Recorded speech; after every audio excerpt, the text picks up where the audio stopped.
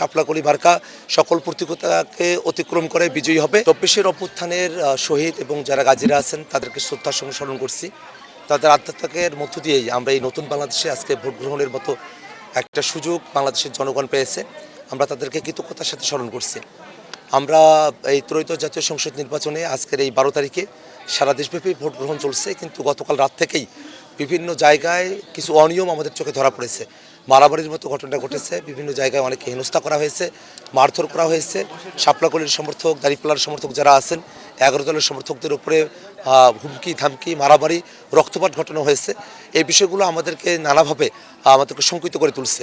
তবে আজকে সকালবেলা আমার মাকে কেন্দ্রে নিয়ে আসা, আমার মা আমাকে ভোট প্রদান করেছেন, এটা দেখাটা একজন সন্তান হিসেবে আমার জন্য খুবই আনন্দের একটা বিষয়। তেমনইভাবে এই রংপুর ৪ কাউনিয়া পীরগাছা আসনের যারা ভোটাররা আছেন তারাও শাপলাকলি মার্কায় ভোট দিবেন এবং দিন শেষে শাপলাকলি মার্কা সকল প্রতিকূলতাকে অতিক্রম করে বিজয়ী হবে, এই প্রত্যাশাই করছি। আমরা প্রশাসনের দুর্বলতা খেয়াল করছি।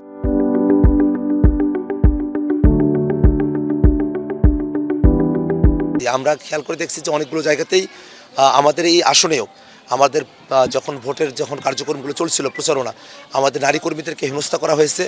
গতকাল আমাদের একজন নারী কর্মীর স্কার্ফ খুলে নেওয়া হয়েছে, আমাদের মাইক কেড়ে নেওয়া হয়েছে।